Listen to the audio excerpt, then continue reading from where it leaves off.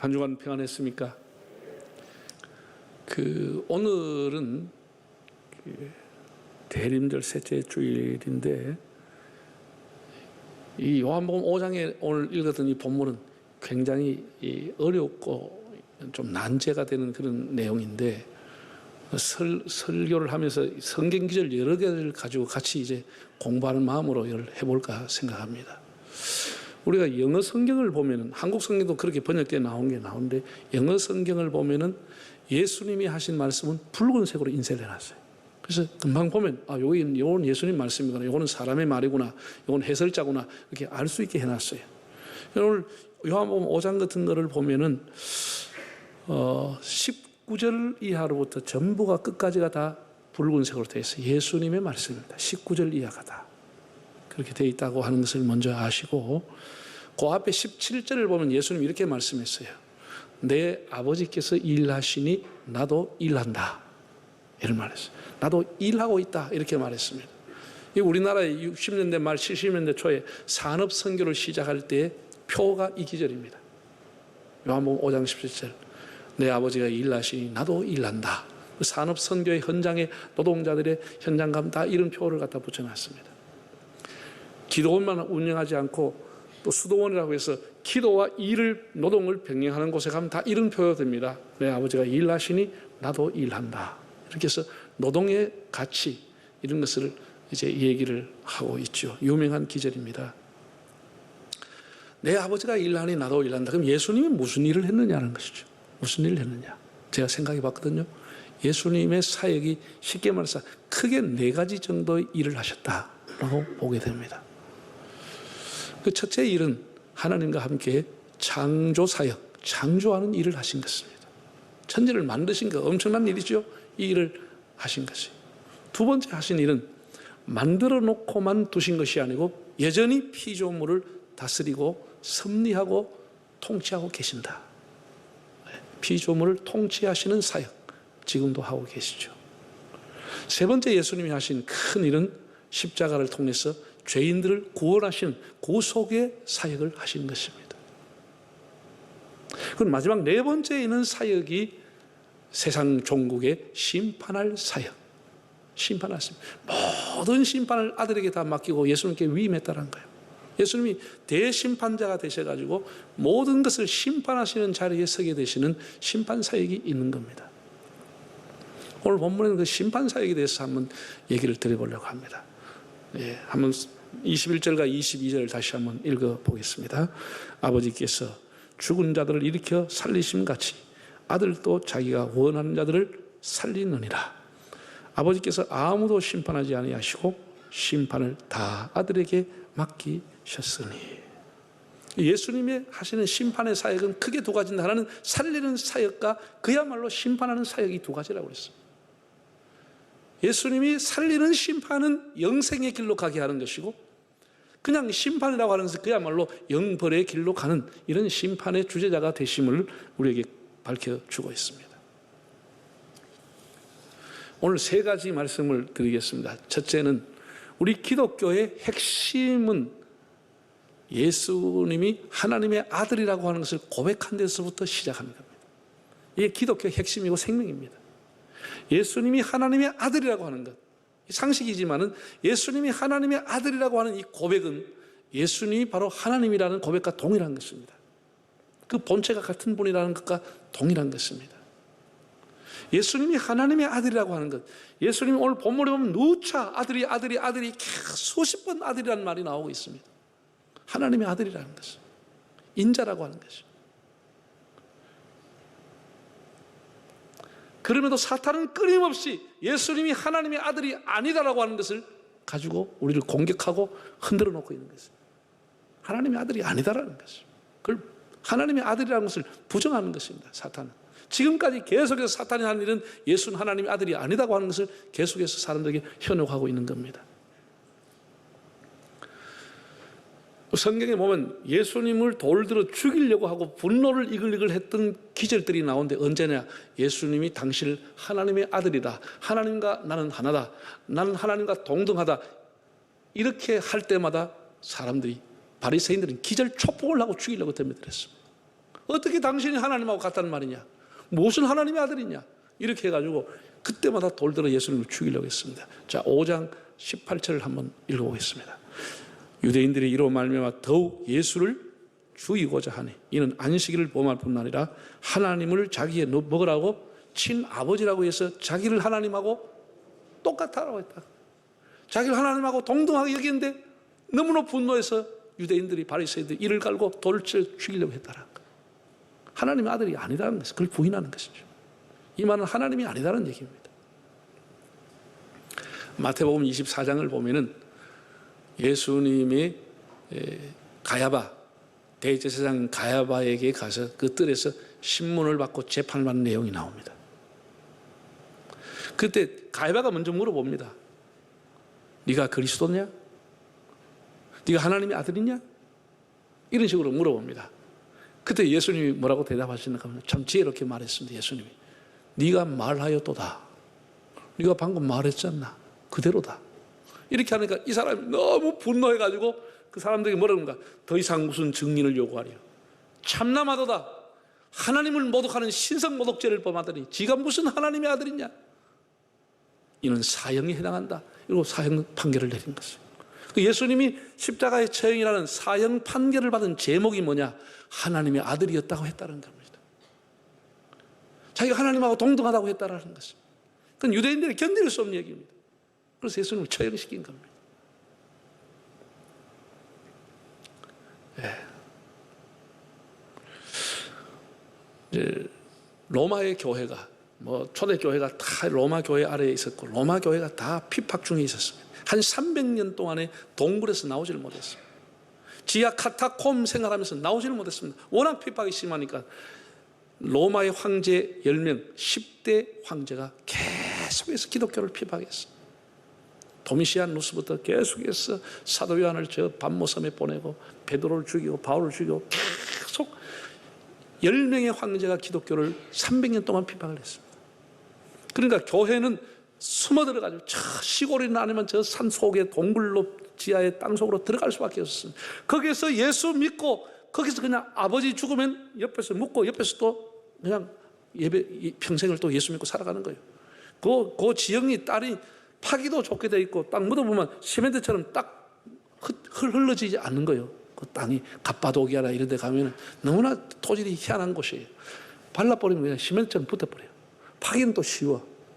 그렇게 해서 300년 핍박받고 동굴에 살았습니다. 그러다 콘스탄티누스 대제라고 하는 사람이 나타나서 기독교를 공인하게 됐습니다. 그게 AD 313년인데 기독교가 지하에서 땅으로 올라온 겁니다. 동굴에서 나온 것입니다. 빛을 봤죠. 문제는 이때부터 일어나게 된 겁니다. 이때부터 이제 이단이 나오기 시작한 거예요. 왜? 300년 동안 단절되고 완전히 자기들만의 신앙이 최고라고 했던 사람들이 나오니까 예수에 대한 신앙 고백이 다 달라버렸습니다. 다 달라버려요. 그럴 수밖에. 무슨 신학교가 있은 게 아니고 누가 통일돼서 가르치는 것도 아니고 자기들이 믿는 그것이 최고냐고 믿었으니까 모아놓으니까 예수님에 대한 신앙 고백이 다 달라버린 거죠. 이거 교회가 엉망이 돼버린 거죠.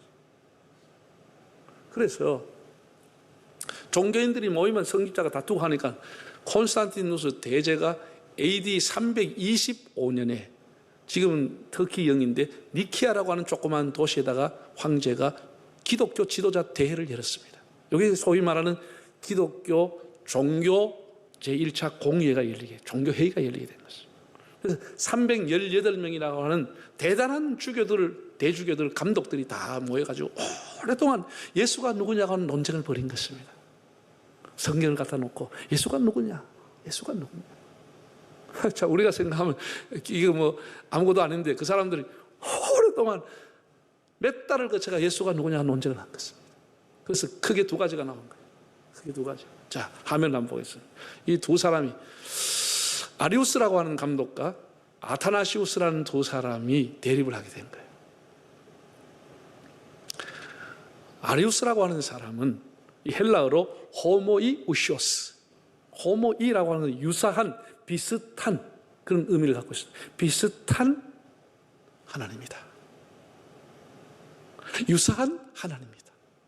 예수는 하나님 앞에 종속되어 있고 하나님이 만드신 피조물 중에 으뜸 존재이다. 하나님 만든 피조물 중에 가장 으뜸이 예수라고 하는 이런 언변을 가지고 이런 논리를 가지고 설득을 한 거예요. 그리고 이분이 언변이 뛰어나니까 많은 사람들이 거기 귀를 기울이게 된 거예요. 오, 그 말이 맞겠다. 하나님 만든 피조물 최고가 예수다. 이게 아리우스 주장한 호모이우시오스라고. 참 한 점이 문제인 한 점 하나가, 이자라고 한 점 하나가. 그리고 이거를 여러 날 논쟁을 듣고 보고 있던 아타나시우스라고 하는 사람은 감독이 아니었고 알렉산더 대주교의 비서로 따라왔습니다. 비서로 왔어요. 이 사람 이게 아니다는 거예요. 아니라고 하면서 자기가 예수는 하나님과 동등한 분이고 동질 본체를 갖고 있는데 피조물이 아니다. 예수님은 창조자다. 이렇게 주장을 한 것이죠. 그래서 논쟁 끝에 결국은 아타나시우스의 교리가 성경적이라고 채택이 되고 아리우스는 이단으로 정죄를 받고 추방을 당했습니다. 그래서 지금의 신학자들은 아타나시우스를 신학의 아버지, 정통 신학을 확립한 아버지라고 부르고 있습니다. 예수가 누구냐? 하나님의 아들이라는 거예요. 하나님과 동등한 분이라는 거예요. 그는 결코 피조물이 아니라고 하는 것이죠. 이게 중요한 겁니다. 여러분, 이게 기독교의 생명입니다. 서구교회, 영국교회, 유럽교회가 몰락한 이유가 뭡니까?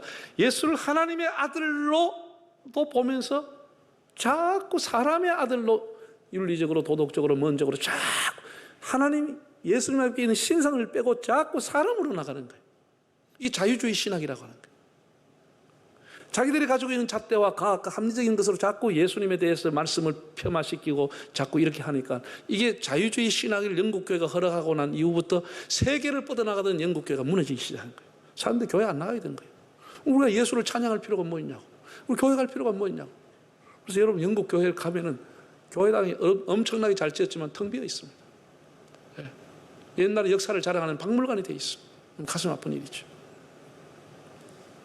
지금 우리 시대가 도전받고 있는 게 뭡니까? 종교다원주의, 종교혼합주의, 상대주의, 이 포스트 모노니즘 시대의 영향을 받아가지고 이런 세속적인 가치가 교회에 흘러들어오면서 사람들 생각은 예수를 절대하는 것에서 자꾸 예수를 깎아내리고 인성을 자꾸 덮고 있는 거예요.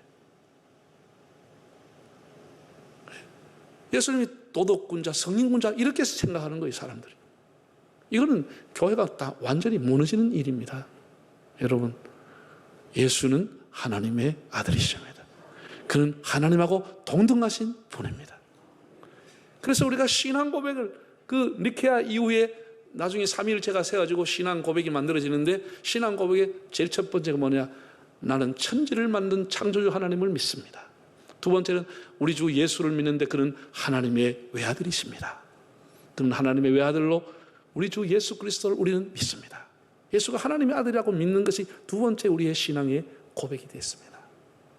이것이 기독교의 기초입니다. 예수님이 하나님의 아들이라고 하는 것, 하나님과 동등한 권세를 갖고 있다고 하는 것을 가지고 오늘 본문을 들여다보면 너무나 이해가 잘 되는 것입니다. 다 아들에 관한 얘기입니다. 아들에 관한. 그래 심판까지도 아들에게 다 맡겨버리신 것입니다. 창조물 중에 으뜸이 아니고 피조물 중에 으뜸이 아니고 하나님과 동등하신 분에게 창조사역, 심판사역을 맡겨놓으신 것입니다. 두 번째는 심판의 사역입니다. 예수님이 하시는 심판의 사역은 살리는 것과 영벌로 주는 사역입니다. 살리는 것은 뭐 제가 설명하지 않아도 여러분이 잘 아시겠죠. 한마디로 영혼을 살리는 겁니다. 우리 이런 호흡이 코에는 우리 육체의 생명이 아니고 우리 육체의 생명이 끝나면 하나님께서 예수를 믿는 사람은 영생의 씨가 그 안에 있기 때문에 멸하지 않고 천국으로 가는 겁니다. 예수님이 이렇게 말씀했잖아요. 내 말을 믿고 나 보내신 이를 믿는 자는 심판을 받지 아니하니 사망에서 생명으로 옮겼느니라. 그 사람은 이미 영생이 있나니 했습니다. 우리가 예수를 믿으면은 앞으로 사망에서 생명으로 옮길 것이 아니고 이미 옮겨버린 것입니다. 예수를 믿으면 영생의 씨가 그 안에 들어가 버리는 것입니다. 이 하나님이 주신 씨가 들어가는 겁니다. 영생이라고 하는 씨가 들어가는 겁니다. 그 사망에서 생명으로 옮겨버리는 것입니다. 네. 여러분 보세요. 우리가 미국 간다, 뭐 소련을 간다, 캐나다를 간다. 어떻게 가요? 걸어갈 거요? 헤엄쳐서 갈 거요? 뭘로 가요? 비행기 타고 가면 저절로 가버리는 거예요. 비행기에 앉아있으면 저절로 가는 거예요. 내가 운전하고 힘쓸 필요가 없어. 저절로 가버리는 거죠. 우리가 하나님 나라 천국 간다. 어떻게 가요? 내가 힘쓰고 노력해가 막 공을 닦아 가는 게 아니고 예수 믿으면 저절로 가버리는 것이죠. 왜? 그에게 영생의 씨가 들어있기 때문에, 영원한 생명이기 때문에 그냥 부활의 심판으로 그냥 가버리는 것이죠. 믿는 자에게는 심판이 없는 것이죠. 이게 예수님 하신 말씀이에요. 모든 사람이 다 자기의 행한 대로 보응을 받고 심판을 받지만 예수를 믿는 자는 예수 그리스도의 보혈로 인해서 그 사람은 심판이 없다라는 거예요. 아예 심판이 없다라는 거예요. 이게 복음이라고 하는 거예요. 예? 심판할 때에 모든 백성 행한 일대로 보응받네. 주님의 피로 죄 씻으면 주님의 진노 면하겠네. 모든 사람이 행한 대로 보응을 받지만 예수의 보혈을 믿는 자는 주님의 진노를 면하고 심판을 면한다고 하는 것입니다. 이게 복음이라는 것입니다. 할렐루야. 이게 우리 예수 믿는 사람이 주신 하나님의 축복이요 특권이라고 하는 겁니다. 이걸 예수님이 요한복음에 상세하게 우리에게 설명해 주신 거예요. 누가 신학자가 설명한 게 아니에요. 누가 연구해서 발표한 논문이 아니에요. 예수님이 이렇게 말씀해 주신 것이. 그래서 우리가 예수님 베드로에게 하신 말씀이 네가 사람을 낚는 어부가 되라. 그 말은 영혼을 살리는 사람이 되라는 거예요. 영혼을 살리는 사람. 그 사람에게 영생을 줄 수 있는 통로가 되라고 그렇게 사명을 주신 것이, 이것이 교회의 사명이고 우리 모두의 사명인 것입니다. 그럼 믿지 않는 자, 성경이 이렇게 말씀합니다. 악한 일을 행하는 자는 심판을 하거니와 그랬습니다. 악한 일을 행한 사람. 이 악하다고 하는 것이 지금 우리가 가지고 있는 선과 악의 개념이 아닙니다. 여기서 악이라고 하는 것은, 심판받을 악이라고 하는 것은 예수를 믿지 않는 사람을 통칭하고 있는 것입니다. 이걸 악이라고 하는 것입니다. 예수를 믿지 않는 사람을 악이라고 얘기하는 것입니다. 그 사람은 심판을 받고 영벌에 갈 수밖에 없다라고 예수님이 이렇게 말씀하고 있는 거예요. 네? 여러분 보세요. 우리 예수 전도하고 하면 사람들이 뭐라 그래요? 이 세상이 끝이고 하늘나라 어디 있냐? 나한테 보여주라 그러죠. 이게 끝이라고 하죠. 그래서 여기서 잘 써먹고 잘 살라고 애쓰는 거예요. 여기 끝이라고 생각하니까. 믿는 교회 나오는 사람 중에서도 여기가 끝인 줄 알고 또 그렇게 막 여기 막 모으고 뭐 이렇게 살아가는 거예요. 우리 예수 믿는 사람의 사명이 뭐냐라고 하는 것입니다. 예수 안 믿는 사람은 여기서 끝이라고 하지만 저 너머에 하나님의 나라가 있다고 하는 것을 가르쳐 주는 것이 우리의 사명인 것입니다. 아니야, 저 너머에 새로운 세계가 있는 거야. 새로운 나라가 있는 거야. 여기서 끝이 아니다 라고 하는 것을 우리가 부단히 우리의 가족과 주변의 사람에게 가르치는 것이 우리의 사명인 것입니다. 이걸 교회가 못하면 교회로서의 존재 가치가 없는 것입니다. 교회가 도덕군자 모아놓는 것이 아니에요. 우리는 예수 그리스도의 복음을 땅 끝까지 전하고 하나님의 생명을 심어주는 것이 우리의 역할인 것입니다. 이걸 못하면 다른 거 아무리 잘해도 하나님 앞에 가서 심판을 받게 되는 것이죠.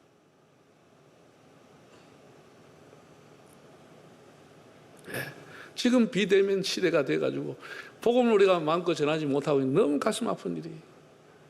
지금 무슨 전도에 두고 사람 가면 그 사람이 얼마나 미쳤다 하지 않겠어요? 기가 막힌 세상이 됐어. 그래서 내년에 이제 비대면으로 어떻게 복음을 전해볼까 여러 가지로 우리 교단에서도 연구하고 있어요.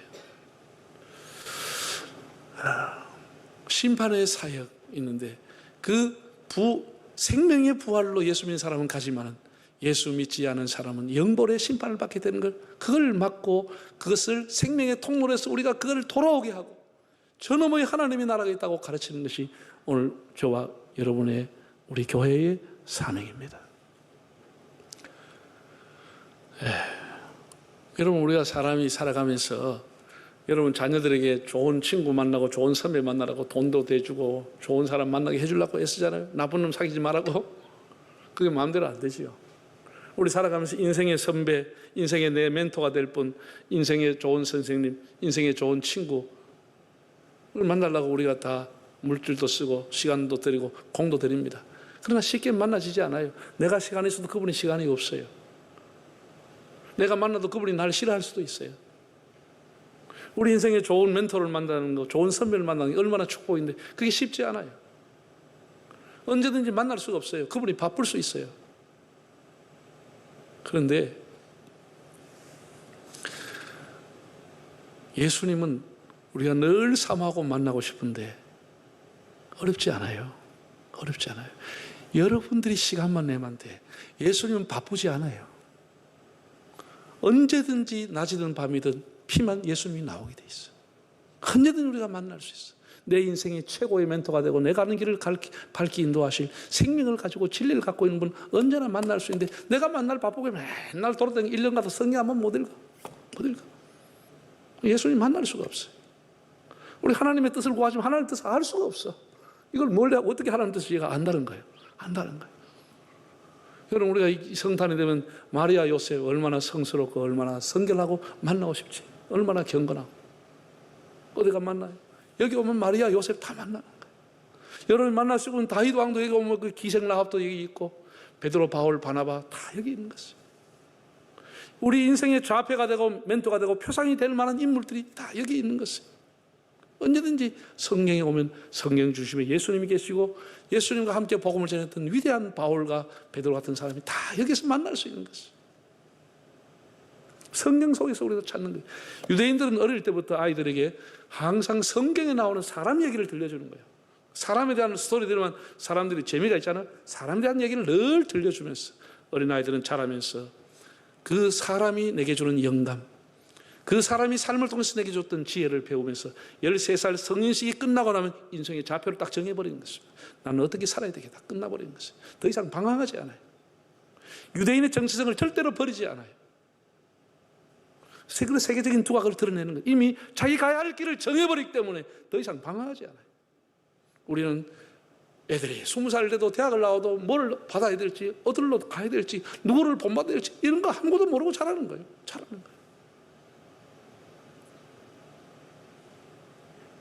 아빠 본받으려고 있겠네 개떡 꺾고, 엄마를 본받으려고 있겠네 맨날 바가지나 끌고, 아빠가 엄마도 본받을 게 없고, 뭐 배울 게 없지. 애들이 본받을 게 없지. 그리고 애들이 인생을 어떻게 살아야 되는 거야. 그래서 어릴 때부터 교회에 와서도 이 사람의 인물, 성경의 인물에 대해서 연구해주고 가르쳐주고 하면은 그 인생을 통해서 사람이 영감을 딱 얻는 거야. 아, 나 이렇게 살아야지. 나 이렇게 살면 안 되겠구나. 그 애들이 다 구별해 잘하는 것이죠. 그런 귀한 사람이 되는 거예요. 귀한 사람. 네. 사랑하는 여러분, 우리 기독교의 핵심은 예수가 하나님의 아들이라는 것을 고백한 데 있습니다. 그 예수님과 하나님과 동등하신 분이다. 호모우시오스. 비슷한 분이 아니고 동일하신 분이라고 하는 것을 고백하는 데 우리의 신앙의 출발이 있습니다. 이제 우리의 사명은 간단합니다. 심판의 부활로 일어날 사람들에게 생명의 부활로 일어날 수 있도록 예수 그리스도의 복음을 전하는 것입니다. 하나님의 아들을 믿음으로 그에게 주어진 생명의 씨앗이 있도록 해주는 것이 우리의 역할인 것입니다. 우리 남은 생에 성경을 더 가까이 하고 하나님의 말씀을 더 가까이 하고, 제가 오늘 새벽에도 성경을 읽었는데 레위기하고 민수기를 읽었거든요. 제가 이전에 보면서 못 느꼈는 걸 항상 성경 보면 주님이 저한테 마음에 감동을 주세요. 저는 그 수없이 읽어도 몰랐어요. 오늘 새벽에 하나님 딱 마음에 감동을 줬어요. 하나님이 시내산에서 모세에게 계속해서 말씀을 했어요. 시내산에서. 여러분, 이스라엘이 시내산에서 모세가 하나님 앞에 십계 받을 때 이스라엘 사람들 광야 생활 했습니다. 풀 한 폭이 없었습니다. 바닷소리, 모래소리밖에 없었습니다.